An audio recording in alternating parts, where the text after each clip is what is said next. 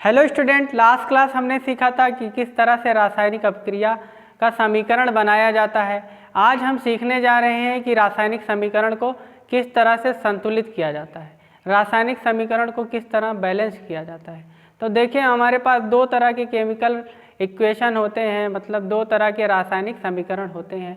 एक होता है बैलेंस और एक होता है अनबैलेंस। एक होता है संतुलित समीकरण, एक होता है असंतुलित समीकरण। तो कब संतुलित बोलेंगे, कब असंतुलित तो रासायनिक समीकरण को संतुलित करने से पहले एक चीज़ हम ये पढ़ लें कि क्या वजह है कि रासायनिक समीकरण को संतुलित किया जाता है। तो कक्षा 9 में हमने एक नियम पढ़ा था, द्रव्यमान संरक्षण का नियम, जिसके अकॉर्डिंग ये बोला जाता है कि द्रव्यमान को ना ही उत्पन्न किया जा सकता है ना ही नष्ट किया जा सकता है। इसका मतलब अभिकारक का द्रव्यमान उत्पाद के द्रव्यमान के क्या होना चाहिए, बराबर होना चाहिए। अगर अभिकारक का द्रव्यमान उत्पाद के द्रव्यमान के बराबर है तब ये द्रव्यमान संरक्षण के नियम का पालन करता है, नहीं तो नहीं पालन करेगा। अब रासायनिक समीकरण में अगर हमें द्रव्यमान को बराबर करना होता है तो हमें क्या बराबर करना होगा, वहाँ पे हमें परमाणुओं की संख्या को बराबर करना होता है। तो यदि किसी समीकरण में अभिकारक के परमाणुओं की संख्या उत्पाद के परमाणुओं की संख्या के बराबर होती है तो ऐसा समीकरण संतुलित रासायनिक समीकरण कहलाता है। और यदि किसी रासायनिक समीकरण में अभिकारक के अणुओं की संख्या उत्पाद के अणुओं की संख्या के बराबर ना हो तो ऐसा समीकरण असंतुलित समीकरण कहलाता है। तो हम पहले देखेंगे कि बैलेंस कैसे होता है, किस तरह से बैलेंस किया जाता है। अगर समीकरण असंतुलित होगा तो उसे हमें संतुलित करना होगा। क्वेश्चन आता है बोर्ड में कि ये समीकरण है, ये अपक्रिया है, इसका रासायनिक समीकरण लिखिए और समीकरण को संतुलित कीजिए। संतुलित करना हमारे लिए बहुत सरदर्द बना रहता है, हम किस तरह से किसी भी रासायनिक समीकरण को संतुलित करें। बहुत ही आसान है, हम दो मेथड पढ़ेंगे, हिट एंड ट्रायल मेथड और एक अपनी मेथड पढ़ेंगे, जिससे हम सारे समीकरण को बैलेंस करेंगे। तो रासायनिक समीकरण को बैलेंस करने से पहले हम एक चीज़ और सीख लेते हैं कि किसी भी यौगिक में परमाणुओं की संख्या को किस तरह से हम गिनते हैं, किस तरह से हम काउंट करते हैं। अक्सर स्टूडेंट को यही प्रॉब्लम होती है कि वो परमाणुओं की संख्या गिन नहीं पाते हैं, और जब परमाणुओं की संख्या गिन नहीं पाएंगे तो फिर समीकरण बैलेंस करने में उन्हें दिक्कत होगी। तो चलिए पहले देखते हैं कि परमाणुओं की संख्या को किस तरह से गिना जाता है। हमारे पास एक है HCl, ये एक यौगिक है। अब इसमें हमें परमाणुओं की संख्या गिनना है कि हाइड्रोजन परमाणु कितना है और क्लोरीन परमाणु कितना है। तो यहाँ पे देखो नंबर, आगे कोई नंबर दिख रहा है, नहीं दिख रहा है, यहाँ पे कोई नंबर नहीं दिख रहा है, इसलिए हाइड्रोजन परमाणु कितना है, 1 है, और क्लोरीन परमाणु भी कितना है, 1 है। हम लगा दिए यहाँ पे 2। अब हाइड्रोजन परमाणु हो गया 2 और क्लोरीन परमाणु भी हो गया 2। अगर सामने कोई नंबर होगा तो इधर के जितने भी होंगे वो इसमें कॉमन होता है, मतलब ये भी 2 हो जाएगा और ये भी 2 हो जाएगा। इसी तरह यहाँ पे अगर हम 3 कर दें तो अब हाइड्रोजन भी 3 हो गया और क्लोरीन भी 3 हो गया। चलिए दूसरा उदाहरण लेते हैं। हमारे पास एक कंपाउंड है MgCl2, मैग्नीशियम क्लोराइड। अब इसमें हमें परमाणुओं की संख्या गिनना है कि कितना मैग्नीशियम परमाणु है और कितना क्लोरीन परमाणु है। तो यहाँ पे एक मैग्नीशियम परमाणु है, क्योंकि मैग्नीशियम के आगे यहाँ पे भी कोई नंबर नहीं है और यहाँ पे भी कोई नंबर नहीं है, इसलिए मैग्नीशियम कितना हो गया, 1 हो गया। क्लोरीन को देखो, क्लोरीन के यहाँ तो नहीं है नंबर, तो लेकिन यहाँ पे नंबर है कितना, 2, तो इसलिए यहाँ पे क्लोरीन कितना है, 2 है।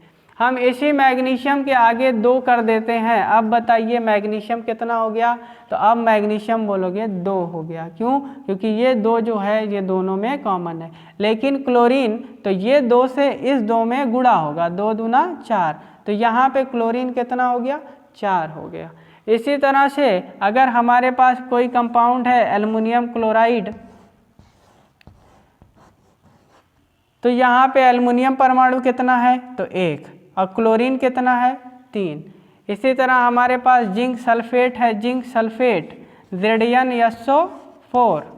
अब यहाँ पे देखना है कि जिंक परमाणु कितना है, तो जिंक पे आगे देख लो, यहाँ देख लो नंबर नहीं है तो जिंक 1, सल्फर भी 1 हो जाएगा।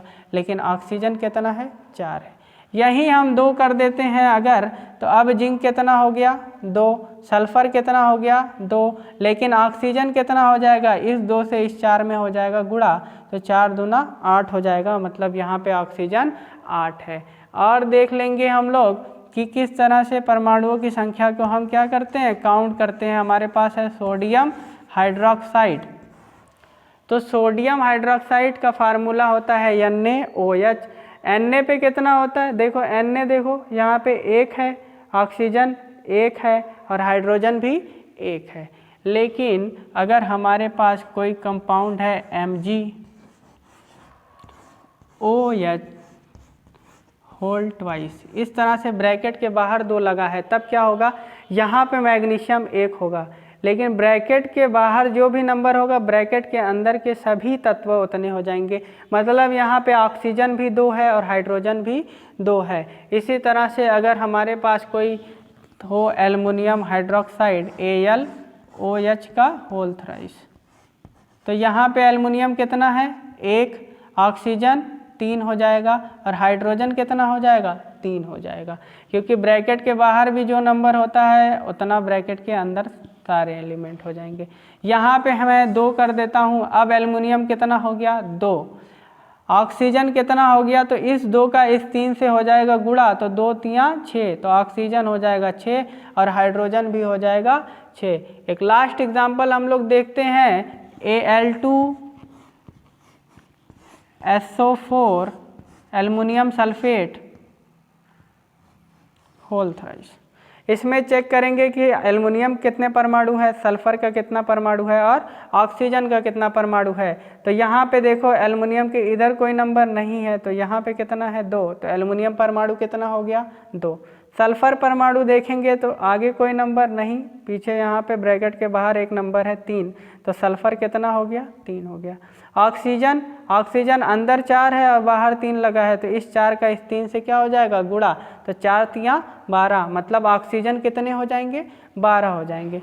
यहीं पे हम 2 आगे कर लेते हैं। अब अगर हमें नंबर काउंट करना हो तो इस 2 का इस 2 से गुणा हो जाएगा, तो 2 दूना के 4 हो जाएगा, मतलब एल्युमिनियम यहाँ पे 4 हो गया। सल्फर का देखेंगे तो बाहर ब्रैकेट में 3 है और आगे है लगा 2, तो इस 2 का इस 3 से हो जाएगा गुणा, तो 2 3 6 हो जाएगा। इसी तरह ऑक्सीजन का देखेंगे तो ऑक्सीजन का ये 4 3 12, 4 से 3 में भी गुणा होगा और ये जो नंबर आया उससे 2 में गुणा होगा, मतलब 4 3 12 और 12 दूना 24, मतलब इससे अंदर वाले भी गुणा होगा, 4 दूना 8 त्रिक 24, या तो ऐसे कर लो या तो 4 3 12 और 12 दूना 24। तो यहाँ पे ऑक्सीजन परमाणु की संख्या कितनी है 24 है। तो इस तरह से हम किसी भी कंपाउंड में नंबर ऑफ एटम काउंट करते हैं, नंबर परमाणुओं की संख्या काउंट करते हैं। अगर हमें परमाणुओं की संख्या काउंट करना आ गया तो फिर हमें बैलेंसिंग में थोड़ा सा आसानी होती है, क्योंकि बैलेंसिंग वही करना होता है, परमाणुओं की संख्या को हमें क्या करना होता है, बराबर करना होता है। तो चलिए देखते हैं कि किस तरह से परमाणुओं की संख्या को बराबर किया जाता है। जब कार्बन को वायु की उपस्थिति में जलाया जाता है तो कार्बन डाइऑक्साइड बनता है। अब देखना है कि अभिकारक में परमाणुओं की संख्या उत्पाद के परमाणुओं की संख्या के बराबर है या नहीं है। अगर बराबर रहेगी तो यह समीकरण संतुलित होगा, और अगर बराबर नहीं है तो यह समीकरण असंतुलित होगा। तो यहाँ पे देखो कार्बन कितना है, इधर आगे नंबर देखेंगे, इधर कोई नंबर नहीं है, मतलब कार्बन 1 है, और इधर भी कार्बन 1 है, तो कार्बन इधर 1 और इधर भी 1। ऑक्सीजन देखो इधर 2 और इधर भी 2, मतलब ये समीकरण एक बैलेंस समीकरण है, मतलब संतुलित समीकरण है। अब संतुलित है तो इसके लिए हम कुछ नहीं करेंगे, इसकी स्टेट दिखा देंगे। ये ठोस है तो यस, ये गैस है तो जी, और ये भी गैस है तो इसके लिए भी जी दिखा देंगे। बस ये हमारा रासायनिक समीकरण तैयार हो गया। हाइड्रोजन का रिएक्शन ऑक्सीजन से कराते हैं तो हमारे पास जल बनता है H2O। अब हमें चेक करना है कि ये समीकरण बैलेंस है कि नहीं बैलेंस है। तो पहले चेक करो, यहाँ पे हाइड्रोजन की संख्या कितनी है 2 और यहाँ पे कितनी है 2, हाइड्रोजन तो बैलेंस है। यहाँ पे ऑक्सीजन देखो, ऑक्सीजन की संख्या है 2, लेकिन इस साइड ऑक्सीजन की संख्या 1 है, इसलिए यह रासायनिक समीकरण एक असंतुलित रासायनिक समीकरण है। और असंतुलित रासायनिक समीकरण जब रहता है तब इसे हमें संतुलित करना होता है। तो संतुलित करने के लिए हमारी जो विधि है इसको हम बोलते हैं हिट एंड ट्रायल विधि। तो हिट एंड ट्रायल मेथड से पहले हम संतुलित करेंगे। तो हिट एंड ट्रायल मेथड क्या बोलती है कि 2 कॉलम बना लें, एक में लिख लें अभिकारक 1 में लिख लें उत्पाद। अब हमारे पास फिर क्या करना होगा, यहाँ पे जो परमाणु है हाइड्रोजन, तो हाइड्रोजन परमाणु लिख लें। यहाँ और क्या भाग लिया है, ऑक्सीजन, तो ऑक्सीजन लिख लें। अब अभिकारक में कितनी संख्या है हाइड्रोजन परमाणु की, तो यहाँ चेक करो 2 है, तो यहाँ पे हम 2 लिख लेंगे। ठीक है, इसी तरह ऑक्सीजन में कितनी है, तो 2, यहाँ पे भी हम 2 लिख लेंगे। अभिकारक के साइड दोनों में 2-2 है। ठीक है, उत्पाद के साइड चलो, उत्पाद में हाइड्रोजन की संख्या कितनी है, 2, लेकिन ऑक्सीजन की कितनी संख्या है, 1। ये वाला नंबर इसके बराबर है, लेकिन ये नंबर इसके बराबर नहीं है, इसलिए यह समीकरण एक असंतुलित समीकरण है। अब इसे हमें क्या करना होगा, बैलेंस करना होगा। तो बैलेंस करने से पहले हम एक बॉक्स में इन्हें बंद कर लेते हैं। अब बॉक्स में बंद करने की वजह ये है कि हम अंदर कोई भी चेंजिंग नहीं करेंगे, मतलब परमाणु की संख्या में अंदर चेंजिंग नहीं करेंगे, बाहर प्लस माइनस हम कर सकते हैं। तो इस तरह से हम इन्हें एक डब्बे के अंदर बंद कर लिए। अब हमें देखना है, अब हमें क्या करना है कि ऑक्सीजन की अभिकारक में संख्या है 2, लेकिन उत्पाद में 1 है, तो इसी को हमें 2 करना है। इसमें 2 करने के लिए हम यहाँ पे क्या कर सकते हैं, यहाँ पे हमें 2 से क्या करना होगा, गुणा करना होगा, तभी ना ऑक्सीजन 2 होगा। बाकी तो और हम कुछ नहीं कर सकते। इसी के लिए तो हम बॉक्स बनाए हैं कि बॉक्स बन गया इसलिए कि हम अंदर कोई चेंजिंग ना करें, बाहर 2 से गुणा कर दिए, तब ऑक्सीजन कितना हो गया, 2। अब हमें फिर से एक बार देखना है कि क्या यह समीकरण संतुलित हो गया या नहीं हुआ। तो अब चेक करो, हाइड्रोजन की संख्या अभिकारक में है 2, ऑक्सीजन की संख्या अभिकारक में है 2, बराबर है ये। तो उत्पाद में चलो हाइड्रोजन की संख्या कितनी हो गई, 2 दूना 4। अब यहाँ पे हमें क्या लिखेंगे, 4 लिख देंगे। और ऑक्सीजन कितना हो गया, 2, तो यहाँ पे हम 2 लिख देंगे।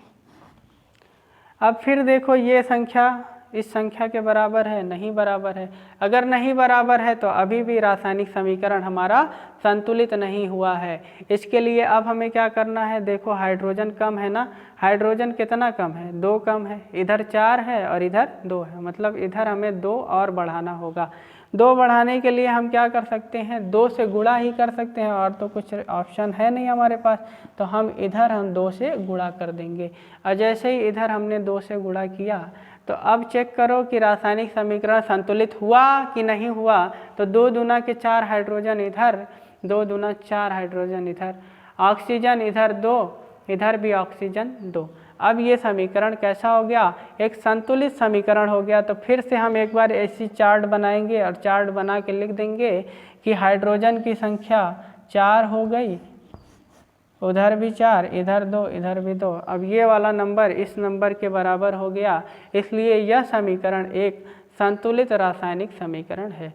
यहाँ पे लिखा जाएगा क्योंकि हाइड्रोजन की संख्या अभिकारक में और उत्पाद में दोनों जगह हाइड्रोजन और ऑक्सीजन की संख्या बराबर है, इसलिए यह समीकरण एक संतुलित रासायनिक समीकरण है। तो हिट एंड ट्रायल मेथड में हमें यही करना होता है, 2 कॉलम बनाना होता है, एक अभिकारक का, एक उत्पाद का, और इसके बाद फिर हम सारी चीज़ें ऐसे नोट कर देते हैं और यहाँ से बैलेंस कर देते हैं। अब लास्ट काम हमारे पास क्या बचा है कि इस डब्बे को हम हटा देंगे। ये बॉक्स को खोल के हम रिएक्शन को ऐसे ही लिख सकते हैं, 2H2 + O2 एरो 2H2O। तो ये हमारे पास एक बैलेंस रासायनिक समीकरण हो जाएगा, संतुलित रासायनिक समीकरण हो जाएगा। तो पहले हम डब्बा लगाते हैं, बाद में हमें इस बॉक्स को क्या करना होता है, हटा देना होता है, और इस तरह से हम समीकरण को क्या करते हैं, बैलेंस करते हैं। चलें और एग्जाम्पल देखेंगे हम लोग कि क्या होता है। तो हमारे पास जब जिंक HCl से रिएक्ट करता है, हाइड्रोक्लोरिक एसिड में जिंक रिएक्शन कराते हैं जिंक से, तो हमारे पास जिंक क्लोराइड का फार्मूला होता है ZnCl2, और हाइड्रोजन गैस निकलती है, हाइड्रोजन गैस माने H2। फिर हमें क्या करना होगा, वही काम अभिकारक उत्पाद वाला, तो इधर अभिकारक इधर उत्पाद। अब जो परमाणु भाग लिए हैं उसको हम यहाँ पे लिख लेंगे। तो कौन कौन से परमाणु हैं हमारे पास, देखिए जिंक है तो जिंक लिख लिए, हाइड्रोजन है तो हाइड्रोजन भी लिख लिए, और क्लोरीन है तो क्लोरीन भी लिख लेंगे। 3 परमाणु भाग लिए हैं रिएक्शन में, 3 हमने लिख लिया। अब क्या करेंगे, जिंक की संख्या देखेंगे कि अभिकारक में कितनी है, तो 1 है तो 1 लिख दिए। हाइड्रोजन की संख्या देखेंगे कि कितनी है, ये भी 1 है, 1 लिख दिए। क्लोरीन की संख्या 1 है तो यहाँ पे हम 1 लिख दिए। अब चलिए उत्पाद की साइड चलते हैं, प्रोडक्ट की साइड चलते हैं। ये हमारा प्रोडक्ट साइड है। यहाँ पे देखेंगे जिंक कितना है तो 1, हाइड्रोजन कितना है 2, और क्लोरीन कितना है 2। देखो क्लोरीन यहाँ पे 2 है, हाइड्रोजन भी यहाँ पे 2 है, तो हाइड्रोजन भी 2 है, क्लोरीन भी 2 है। इसके लिए ये वाला नंबर इस नंबर के बराबर नहीं है, तो ये समीकरण कैसा है, असंतुलित है। इसे हमें संतुलित करना होगा। संतुलित करने के लिए पहला काम हमें क्या करना होता है, इसे बॉक्स में बंद करना होता है। अभी तो हम बॉक्स लगा रहे हैं, लेकिन बाद में हम फटाफट ऐसे ही कर लेंगे। बॉक्स लगाने का एक ही मतलब ये है कि हम बॉक्स के अंदर कोई चेंजिंग ना कर दें। बॉक्स के अंदर अगर चेंजिंग कर देंगे तो हमारा समीकरण गलत हो जाएगा, मतलब ये फार्मूला ही गलत हो जाएगा। इसके लिए अब हमें क्या करना होगा कि जिंक इधर 1 है उधर 1 है, ठीक है, लेकिन हमें हाइड्रोजन भी 2 करना है और क्लोरीन भी 2 करना है। तो जिधर हाइड्रोजन कम है इधर हम क्या कर दें, 2 से गुणा कर दें। अच्छा, इधर हमने 2 से गुणा कर दिया। अब हाइड्रोजन कितना हो गया, 2। तो पहले चेक करो जिंक कितना है, यहाँ पे 1 है और यहाँ पे भी 1 है, ठीक है, बराबर है। हाइड्रोजन चेक करो, हाइड्रोजन यहाँ पे 2 है और यहाँ पे भी 2 है, हाइड्रोजन भी बराबर होगी। क्लोरीन चेक करो, क्लोरीन इधर भी 2 है और इधर भी 2 है, मतलब ये समीकरण कैसा हो गया, बैलेंस हो गया। फिर हम क्या करेंगे, एक बार फिर से ऐसे ही बनाएंगे, चार्ट बना लिए। अब परमाणुओं की संख्या अब लिख देंगे। क्या लिखेंगे, जिंक यहाँ पे कितना है 1 और इस साइड भी 1 बराबर। हाइड्रोजन इस साइड कितना है 2 और क्लोरीन भी इस साइड कितना है 2, लिख दिया ऐसे। चलो उत्पाद के साइड चलो, जिंक 1 हो गया, क्लोरीन कितना है 2 और हाइड्रोजन कितना है 2। तो ये वाला नंबर इसके बराबर, ये इसके बराबर, ये इसके बराबर, इसलिए यह समीकरण कैसा हो गया, एक संतुलित समीकरण हो गया। तो इस तरह से हम हिट एंड ट्रायल मेथड से किसी भी समीकरण को संतुलित करते हैं। उत्पाद तो अभिकारक,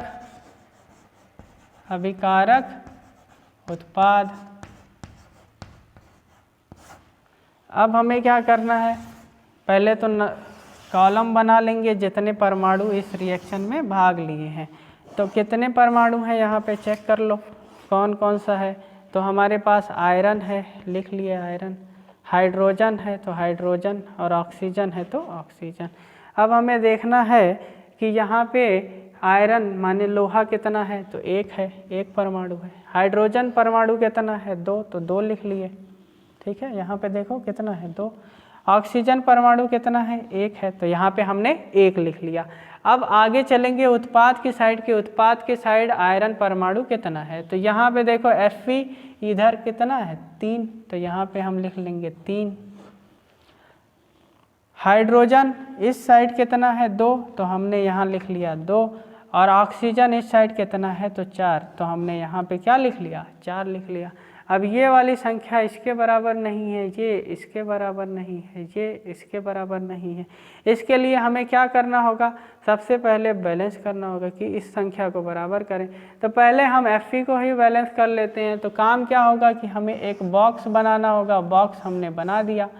बॉक्स बनाने का मतलब हम अंदर कोई चेंजिंग नहीं करेंगे, जो चेंजिंग है हमें बाहर करना है। बार बार बोल रहा हूँ, क्योंकि अगर अंदर चेंजिंग कर दिए तो फिर समीकरण का फार्मूला ही बदल जाएगा, और फार्मूला बदल जाएगा तो समीकरण गलत हो जाएगा। इसके लिए हम आयरन उस साइड देखो Fe 3 है और इस साइड है 1, तो क्या कर सकते हैं, इधर 3 से गुणा कर दें।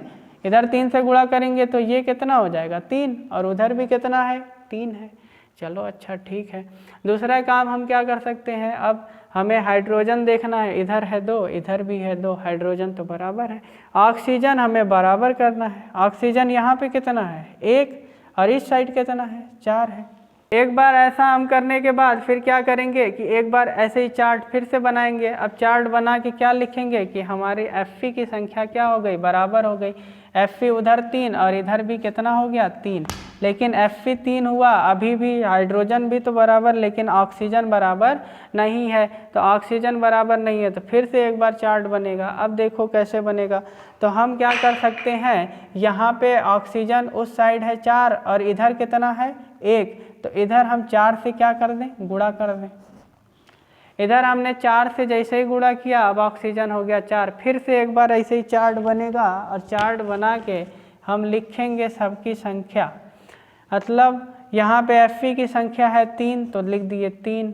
हाइड्रोजन की संख्या कितनी हो गई, 4 दूना 8 तो यहाँ पे हमने लिख दिया 8। ऑक्सीजन की संख्या इस साइड कितनी हो गई, 4 हो गई भैया। चलो अच्छा, उत्पाद के साइड चलो, आयरन कितना है, लोहा 3 तो यहाँ पे भी है 3। ऑक्सीजन कितना है, इधर 4 है तो यहाँ पे भी 4 है। और हाइड्रोजन कितना है, 2 तो इधर पे 2 लिख दिए हम। अब देखो ये संख्या इसके बराबर है, लेकिन ये इसके बराबर नहीं है और ये तो इसके बराबर है, तो हमें हाइड्रोजन भी क्या करना होगा, बराबर करना होगा। इधर हाइड्रोजन 8 है और इस साइड हाइड्रोजन 2 है। इधर हाइड्रोजन देखो 8 और इधर हाइड्रोजन कितना है, 2 ही है। तो हमें इधर 8 करना है, मतलब हम क्या करें, 4 से गुणा कर दें। अगर हम इधर 4 से गुणा कर देंगे तो इधर भी हाइड्रोजन कितनी हो जाएगी, 8 हो जाएगी। अब देखो एक बार फिर से चार्ट बनेगा ऐसे ही, क्योंकि हिट एंड ट्रायल मेथड बहुत बड़ी मेथड होती है। नहीं तो हम लोग फट से एक ही लाइन में किसी भी रासायनिक समीकरण को संतुलित कर देंगे, लेकिन हिट एंड ट्रायल मेथड से अगर बोले संतुलित करने के लिए तो हमें इन सारे स्टेप को फॉलो करना होगा। जैसे ही चेंजिंग किए फिर एक बार चार्ट बनाएंगे, फिर बोलेंगे ये तो संतुलित हो गया लेकिन इसकी संख्या अभी संतुलित नहीं हुई, इसके लिए फिर से वहाँ पे चेंजिंग करने के बाद यहाँ पे फिर से ऐसे चार्ट बना के चेंजिंग करनी पड़ेगी जब तक कि रासायनिक समीकरण बैलेंस नहीं हो जाता है। तो अब चलो फिर से हम लोग एक बार देख लेंगे कि किस तरह से चेंजिंग करेंगे नंबर में। तो चलो देखते हैं कि यहाँ पे आयरन कितना हो गया, 3 तो यहाँ पे 3 लिखे हैं। हाइड्रोजन कितना है, 4 दूना 8 तो 8 लिखे हैं। और ऑक्सीजन कितना है, 4 तो यहाँ पे 4 लिखा गया है। इस साइड आओ, उत्पाद की तरफ Fe कितना है, 3 है, ठीक है 3 लिख दिए। हाइड्रोजन देखो 4 दूना 8 तो यहाँ पे हमें क्या लिखना पड़ेगा, 8 लिखना पड़ेगा। और ऑक्सीजन 4 तो ऑक्सीजन 4। अब देखो ये वाला नंबर इसके बराबर, ये वाला नंबर इसके बराबर, ये वाला नंबर इसके बराबर, ये सारे नंबर इसके बराबर हो गए, मतलब रासायनिक समीकरण संतुलित हो गया। तो इस तरह से हिट एंड ट्रायल मेथड से किसी भी समीकरण को हम संतुलित करते हैं। अब एक एग्जाम्पल और देखेंगे हिट एंड ट्रायल से, और इसके बाद फिर हम लोग कोई दूसरी मेथड अपनी मेथड से। अब एक एग्जाम्पल और देखते हैं कि जब नाइट्रोजन हाइड्रोजन से क्रिया करती है तब अमोनिया बनती है NH3। अब देखो बैलेंस है कि नहीं, तो हिट एंड ट्रायल वाला एक बार सिखा रहा हूँ, ये लास्ट विधि है हिट एंड ट्रायल वाली, इसके बाद हिट एंड ट्रायल से हम लोग नहीं करेंगे। अब यहाँ पे हमने लिखा अभिकारक, यहाँ पे हमने लिखा उत्पाद। अभिकारक में कौन कौन से परमाणु भाग लिए हैं, तो अभिकारक अभिक्रिया में कौन कौन से परमाणु हैं, तो यहाँ पे देखो नाइट्रोजन और हाइड्रोजन। अब नाइट्रोजन अभिकारक में कितनी है, तो 2, और यहाँ पे कितना है, 2। क्लियर। इस साइड आ जाओ, इधर नाइट्रोजन कितनी है, उत्पाद की तरफ 1, और हाइड्रोजन कितनी है, 3। ये इसके बराबर नहीं है, ये इसके बराबर नहीं है, इसका मतलब ये समीकरण कैसा है, एक असंतुलित है। संतुलित करना होगा तो डब्बे में बंद करो पहले इसको। अब हमें क्या करना है कि इधर नाइट्रोजन है 2 और उस साइड है नाइट्रोजन 1, तो सबसे पहले तो हमें जिधर कम है उधर बड़ा करें। तो यहाँ हम क्या कर सकते हैं, 2 से गुणा कर सकते हैं। जैसे ही 2 से गुणा किए फिर से ये चार्ट चेंज हो जाएगा। अब ये चार्ट कैसे बनेगा, तो फिर से हम लोग दूसरा चार्ट बनाएंगे। मैं तो मिटा रहा हूँ, तुम लोग दूसरा बनाना। चलो क्या करेंगे, इधर देखेंगे नाइट्रोजन है 2, इधर हाइड्रोजन है 2, ठीक है। इधर देखेंगे नाइट्रोजन कितनी हो गई, तो 2 हो गई, लेकिन इधर हाइड्रोजन कितनी हो गई, 2 3 6, तो यहाँ पे 6 लिख देंगे। फिर देखेंगे ये नंबर तो इसके बराबर हो गया, लेकिन ये वाला इसके बराबर नहीं है। ये वाला इसके बराबर करने के लिए हमें क्या करना होगा, फिर से एक बार स्टेप फॉलो करना पड़ेगा।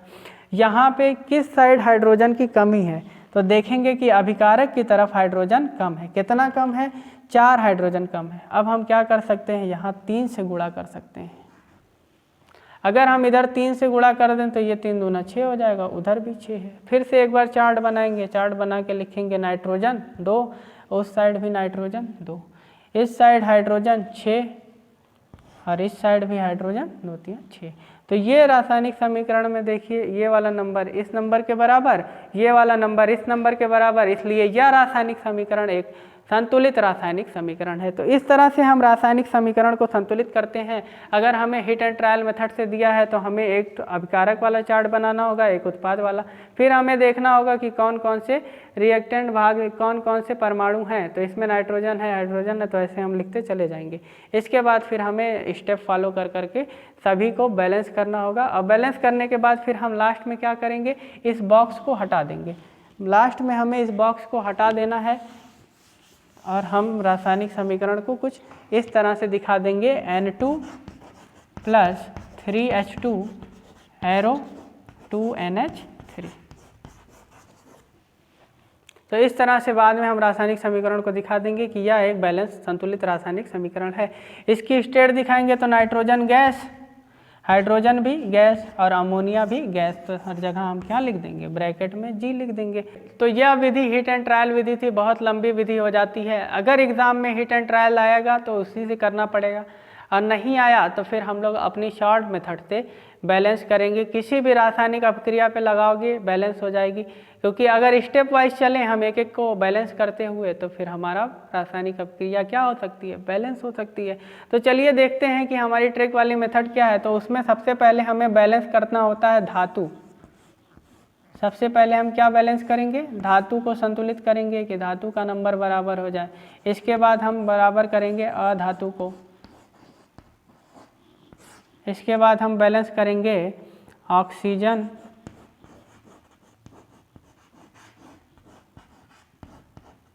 और इसके बाद हम बैलेंस करेंगे हाइड्रोजन। ये मेथड, ये विधि फॉलो करेंगे तो कोई भी रासायनिक अभिक्रिया, कोई भी रासायनिक समीकरण को हम संतुलित कर सकते हैं। सबसे पहले हमें धातु को संतुलित करना है, इसके बाद अधातु को संतुलित करना है, फिर ऑक्सीजन संतुलित करेंगे और इसके बाद हाइड्रोजन संतुलित करेंगे। चलिए विधि लगा के देखा जाता है।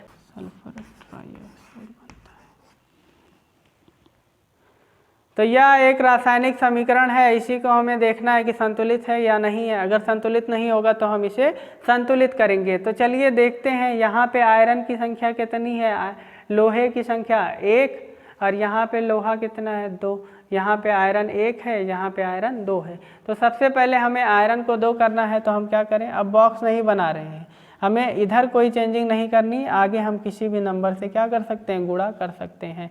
तो यहाँ हम 2 से गुणा कर देंगे। चलिए यहाँ हमने 2 से गुणा किया, तो अब देखो आयरन की संख्या यहाँ पे कितनी 2, इस साइड भी कितनी हो गई 2, आयरन बराबर हो गया। अब दूसरी बात सल्फर देख लेते हैं कि सल्फर, देखो धातु आयरन था तो पहले आयरन देख लिए, इसके बाद दूसरी अधातु देखेंगे, अधातु में क्या है सल्फर।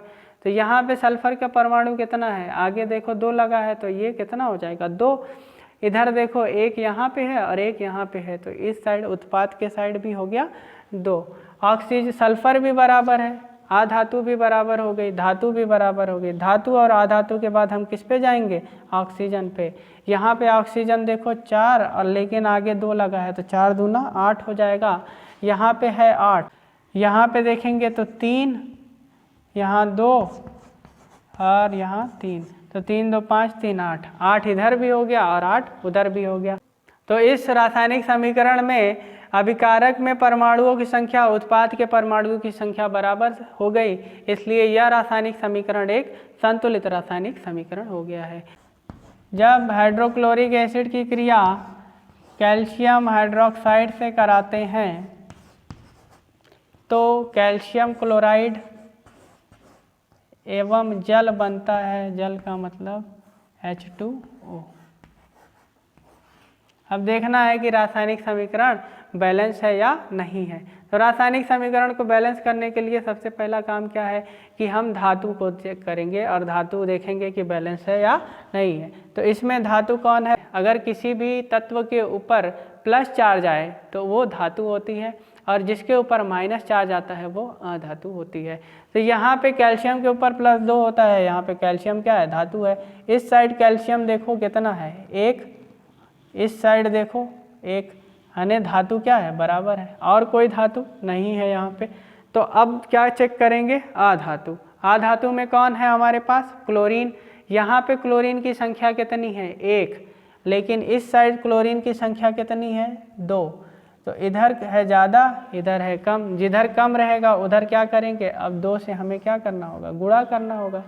अब इधर भी कितनी हो गई 2 और इस साइड भी कितनी हो गई 2, बराबर हो गया। फिर देख लो कि कोई धातु में तो चेंजिंग नहीं हुई है। कैल्शियम देखो यहाँ पे 1 और यहाँ पे भी 1। क्लोरीन देखो यहाँ पे हो गया 2 और यहाँ पे भी हो गया 2। मतलब धातु भी बराबर हो गई और अधातु भी बराबर हो गई। धातु और अधातु बराबर करने के बाद हम कहाँ चलेंगे, ऑक्सीजन पे चलेंगे। अब ऑक्सीजन देखो यहाँ पे कितना है, मैंने बोला था ना कि ब्रैकेट के बाहर जो नंबर होगा ब्रैकेट के अंदर के सभी उतने हो जाएंगे। मतलब ऑक्सीजन कितना है, यहाँ पे 2 है और इस साइड ऑक्सीजन कितना है, 1 है। तो इससे भी हमें क्या करना होगा 2। तो 2 करने के लिए हम क्या करेंगे, 2 से गुणा कर देंगे।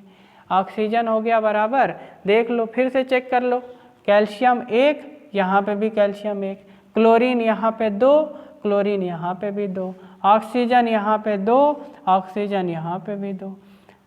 इसके बाद हाइड्रोजन चेक करेंगे। लास्ट में हमारा क्या होता है, हाइड्रोजन। यहाँ पे हाइड्रोजन देखो 2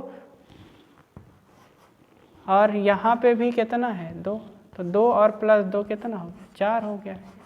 मतलब अभिकारक के साइड हाइड्रोजन परमाणु 4 है। अब उत्पाद के साइड चलो, उत्पाद के साइड भी 2 दूना के 4 है, तो हाइड्रोजन इधर बराबर है।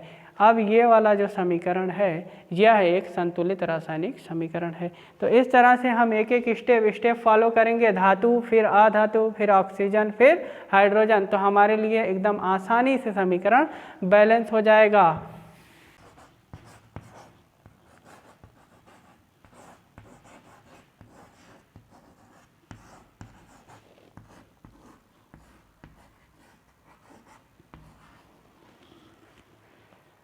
यह एक हमारे पास रासायनिक समीकरण है और इसे हमें क्या करना है, संतुलित करना है। तो इसे संतुलित करने के लिए हम सबसे पहला काम क्या करेंगे, धातु देखेंगे। जो भी धातु रहेगी पहले हम धातु को बराबर करेंगे। तो यहाँ पे हमें देखो जिंक दिख रहा है धातु, इस साइड देखो जिंक 1 है और इधर भी जिंक 1 है। मतलब जिंक इधर और इधर दोनों तरफ क्या है, बराबर है। जिंक संतुलित है। जिंक संतुलित करने के लिए बाद हम किस पे आएंगे, अधातु पे। अधातु यहाँ पे देखो कौन दिख रहा है, नाइट्रोजन। नाइट्रोजन की संख्या देखो यहाँ पे 1, इस साइड है 1, लेकिन इस साइड कितनी है 2। इधर नाइट्रोजन 2 हो गई। अब हमें इधर नाइट्रोजन को 2 करना है, तो यहाँ पे हम 2 कर दें, नहीं गलत हो जाएगा। हमें कहाँ 2 करना होगा, यहाँ। तो हमने इधर नाइट्रोजन 2 कर ली। फिर से चेक करो एक बार कि धातु में चेंजिंग नहीं हुई है। यहाँ पे धातु जिंक 1 है, यहाँ पे भी जिंक 1 है। नाइट्रोजन यहाँ पे हो गया 2, यहाँ पे भी हो गया 2, नाइट्रोजन भी बराबर हो गई। धातु और अधातु के बराबर करने के बाद हम किसको बराबर करेंगे, ऑक्सीजन को। ऑक्सीजन की संख्या देखो 2 3 6 और प्लस यहाँ पे देखो 2, तो 6 और प्लस 2 कितना हो गया, 8 हो गया। मतलब अभिकारक के तरफ ऑक्सीजन कितना है, 8। अब उत्पाद के साइड चलो, उत्पाद के साइड 2 3 6, 3 दूना 6 प्लस यहाँ पे है 1। मतलब इधर ऑक्सीजन की कमी है। जितनी कमी है, 1 की कमी है, तो यहाँ हम क्या कर सकते हैं, 2 से गुणा कर सकते हैं। अब इधर कितना हो गया देख लो, एक बार चेक कर लो। ऑक्सीजन 6 और प्लस 2 कितनी हो गई, 8 हो गई। 6 यहाँ से और 2 यहाँ से कितनी हो गई, 8। 8 इधर भी है, 8 उधर भी है। ऑक्सीजन भी बराबर, और ऑक्सीजन बराबर करने के बाद फिर हम किसको देखेंगे, हाइड्रोजन को देखेंगे। हाइड्रोजन की संख्या यहाँ पे कितनी है, 2, और इसमें कितनी है 2, तो 2 और प्लस 2 कितना हो गया, 4 हो गया। इधर हाइड्रोजन 4 हो गया। अब इस साइड देखेंगे हाइड्रोजन कितना है, तो हाइड्रोजन इस साइड भी कितना है, 4 है। अब फिर से एक बार चेक कर लो, जिंक यहाँ पे 1, यहाँ पर भी 1 बराबर। नाइट्रोजन यहाँ पे है 2, इस साइड भी है 2, नाइट्रोजन भी बराबर। फिर अगला स्टेप आता है ऑक्सीजन। ऑक्सीजन यहाँ पे 3 दूना 6 और यहाँ पे 2 8, यहाँ पे भी देखेंगे 6 और यहाँ से 2 8 हो गई। फिर हम देखेंगे हाइड्रोजन। हाइड्रोजन यहाँ पे देख लो 2 और यहाँ वाला 2, 4 हो गया। यहाँ पे भी हाइड्रोजन देख लो 4 हो गया। इस तरफ का परमाणु उस तरफ के परमाणु के बराबर हो गया, इसलिए यह समीकरण एक संतुलित रासायनिक समीकरण हो गया। तो इस तरह से हम किसी भी रासायनिक समीकरण को संतुलित करते हैं। ये रासायनिक समीकरण को संतुलित करने की आसान विधि है। इस तरह से हम किसी भी समीकरण को संतुलित करेंगे। तो यह एक हमारे पास रासायनिक समीकरण है, इसे हमें संतुलित करना है। तो इसे संतुलित करने के लिए सबसे पहले हमें क्या संतुलित करना है, धातु। धातु में हम पहले या तो आयरन को संतुलित कर दें, लोहे को, या तो एल्युमिनियम को। तो चलिए संतुलित कर देते हैं। पहले हम धातु देख लेते हैं, आयरन को संतुलित कर देते हैं। यहाँ पे Fe की संख्या है 2 और वहाँ पे है 1, तो जिधर कम है उधर हम 2 से क्या करेंगे, गुणा कर देंगे। अब इस साइड भी कितना हो गया, आयरन 2, और इस साइड भी आयरन कितना हो गया, 2। अब देख लेते हैं फिर धातु कोई और है, तो वहाँ है एल्युमिनियम है। इस साइड एल्युमिनियम की संख्या 1 और इस साइड एल्युमिनियम की संख्या 2, तो जिधर कम है उधर 2 से गुणा, तो इधर 2 से हमने गुणा कर दिया। जितना कम है उतने से गुणा, ऐसा नहीं है कि 2 से गुणा, मैं बोल दिया तो 2 से गुणा। इधर एल्युमिनियम 2 है और इधर भी हमें 2 करना है, तो हमें 2 से गुणा करना होगा। ठीक है, अब यहाँ पे देखो आयरन 2, इधर भी आयरन 2, एल्युमिनियम यहाँ पे 2, इस साइड भी 2। ऑक्सीजन देख लो, अब धातु तो कोई है नहीं, ऑक्सीजन यहाँ पे है 3 और यहाँ पे भी है 3। समीकरण हो गया बैलेंस।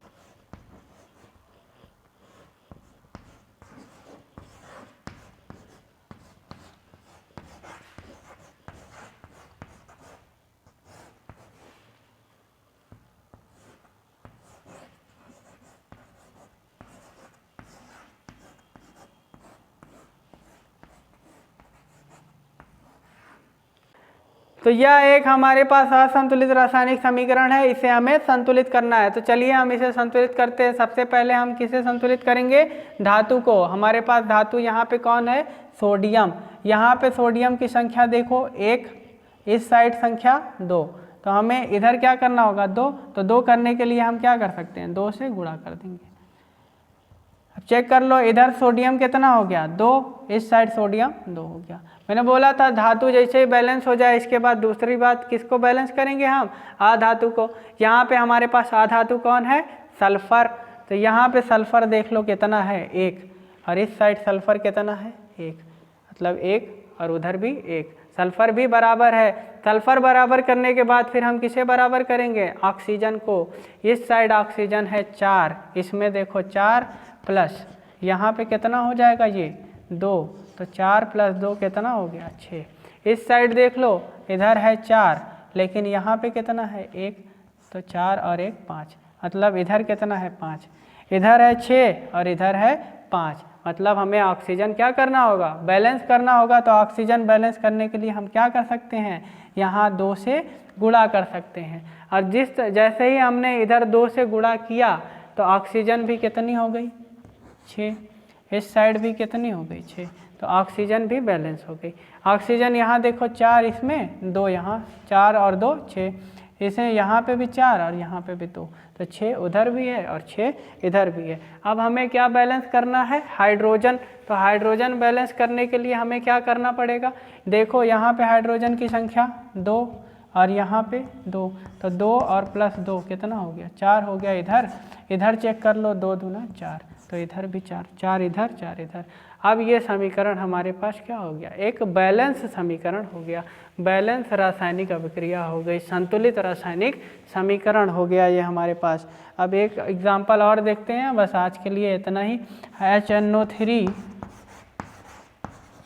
ये रिएक्ट करता है कैल्शियम हाइड्रोक्साइड से, तो क्या बनेगा हमारे पास, कैल्शियम नाइट्रेट। अब फार्मूला बनाने आना चाहिए भैया, फार्मूला नहीं बना पाओगे तो फिर किस तरह से बैलेंस करोगे। कभी कभी रासायनिक समीकरण दे देता है और कभी कभी तुम्हें खाली वर्ड इक्वेशन दे देगा, वाक्य दे देगा कि जब नाइट्रिक अम्ल कैल्शियम हाइड्रोक्साइड से अभिक्रिया करता है तो कैल्शियम नाइट्रेट और जल बनता है। इसका रासायनिक समीकरण लिखिए और रासायनिक समीकरण को संतुलित कीजिए। तो अगर तुम्हें रासायनिक समीकरण बनाने नहीं आएगा तो तुम रासायनिक समीकरण कैसे संतुलित करोगे। तो सबसे पहला काम, हमें रासायनिक अभिक्रिया में रासायनिक सूत्र बनाने आना चाहिए। कैल्शियम हाइड्रोक्साइड मैंने अच्छे से वीडियो बना के रखी है, तुम लोग जाके पहले उसे देख लेना एक बार। हमें रासायनिक सूत्र बनाने आना चाहिए, रासायनिक सूत्र बनाने के बाद रासायनिक समीकरण बनाने आना चाहिए। और जब रासायनिक सूत्र और रासायनिक समीकरण बना लोगे तो रासायनिक समीकरण बैलेंस भी हो जाएगा एकदम आसानी से। तो यहाँ पे चेक करो, सबसे पहले हम किसको देखेंगे, धातु। तो यहाँ पे धातु क्या है, कैल्शियम। कैल्शियम की संख्या यहाँ पे 1 और इस साइड भी कैल्शियम 1, कैल्शियम बराबर। दूसरी बात, धातु के बाद हम क्या चेक करेंगे, अधातु। अधातु में क्या है, नाइट्रोजन। यहाँ पे नाइट्रोजन 1 है और यहाँ पे नाइट्रोजन 2 है, तो हमें जिधर कम है उधर 2 से गुणा कर दो, तो यहाँ पे भी नाइट्रोजन हो गई 2 और इधर भी नाइट्रोजन हो गई 2, बराबर हो गया। अब तीसरा काम हमें क्या करना है कि हम नाइट्रोजन भी बैलेंस कर लिए, कैल्शियम भी बैलेंस कर लिए, तो तीसरा काम हमें ऑक्सीजन बैलेंस करना है। ऑक्सीजन की संख्या इधर है 6 और इधर है 2, तो 6 और प्लस 2 कितना हो गया, 8 हो गया।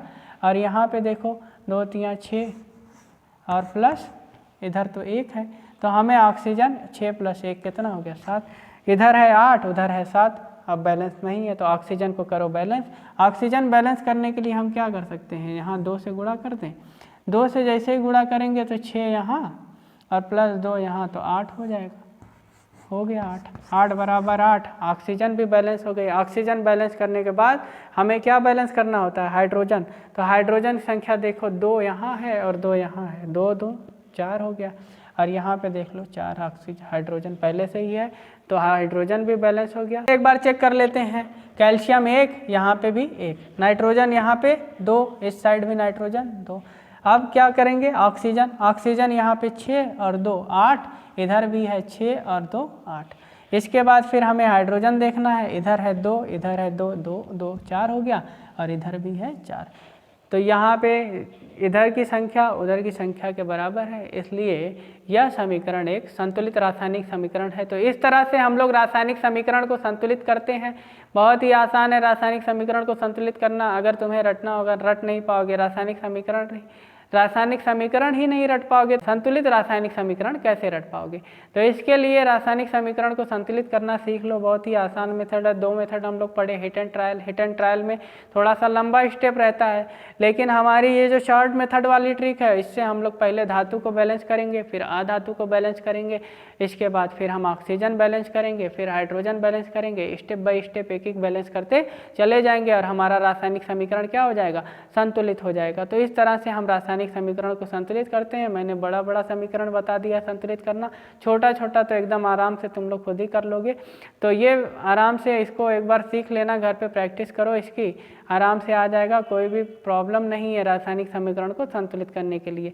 कल की वीडियो हमारी होगी कि किस तरह से रासायनिक अपक्रिया कितने प्रकार होते हैं, रासायनिक अपक्रिया कितने प्रकार की होती है।